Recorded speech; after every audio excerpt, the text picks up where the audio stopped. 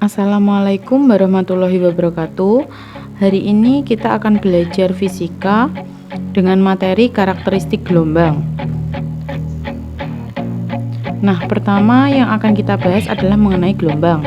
Pernahkah Anda mengunjungi pantai pada saat liburan?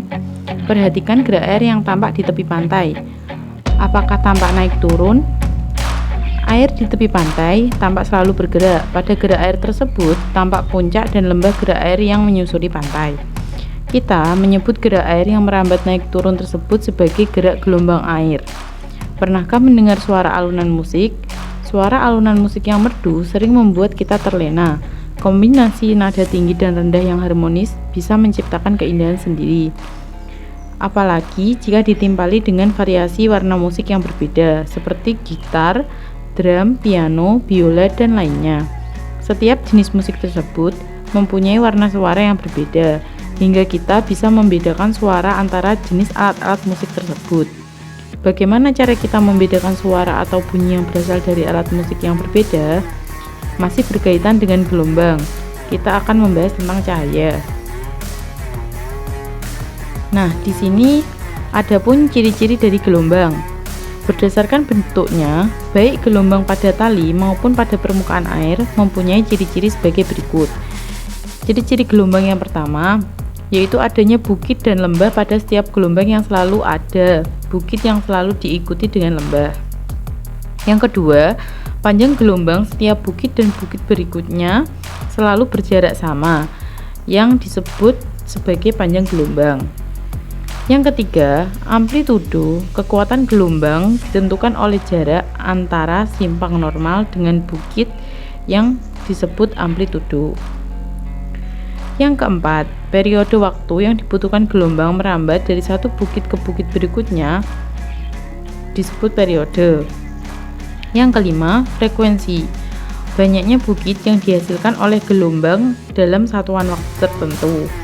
Yang keenam, cepat rambat gelombang merambat menempuh suatu jarak dalam waktu tertentu yang disebut cepat rambat. Kita sulit membayangkan bahwa udara akan bergetar dan merambat seperti tali atau permukaan air. Pada contoh tali dan permukaan air, gambaran rambatan gelombang bisa diwujudkan melalui dua gambar dimensi. Untuk udara yang bergetar dan merambat membutuhkan gambaran tiga dimensi. Pada gelombang tali, arah rambat ke segala arah pada permukaan air atau biasa disebut gambar dua dimensi.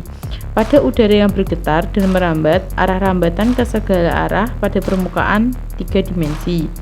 Tidak seperti pada gelombang tali dan permukaan air, di mana arah getar dan arah rambat saling tegak lurus, atau biasa disebut dengan gelombang transversal. Pada gelombang udara, arah rambat dan arah getar searah dan berimpit yang disebut sebagai gelombang longitudinal. Pada gelombang tali dan permukaan air atau gelombang transversal, gelombang merambat seolah-olah naik turun mengikuti arah rambat gelombang. Pada gelombang udara atau gelombang longitudinal, gelombang merambat seolah maju mundur sambil merambat ke segala arah. Nah, berikut adapun sifat-sifat dari gelombang. Ada beberapa sifat gelombang yang berlaku baik untuk gelombang bunyi maupun gelombang cahaya. Sifat-sifat tersebut adalah yang pertama, pemantulan atau refleksi. Yang kedua, ada pembiasan atau refraksi. Yang ketiga, ada interferensi, dispersi, dan difraksi. Khusus cahaya juga berlaku sifat polarisasi. Refleksi gelombang merupakan pantulan gelombang yang terjadi apabila suatu gelombang mengenai suatu dinding yang lebih padat. Gejala pemantulan gelombang bisa kita misalkan dengan pemantulan pada gelombang tali. Contohnya ada di gambar bawah ini. Selanjutnya ada refraksi gelombang. Perhatikan gelombang yang terdapat pada gelombang air laut. Bagaimana keadaan gelombang berupa ombak yang menerpa pantai? Apakah tampak adanya perubahan panjang gelombang pada saat makin memasuki daratan? Nah, pembiasan gelombang air terjadi jika gelombang air merambat pada suatu tempat yang berbeda kedalamannya.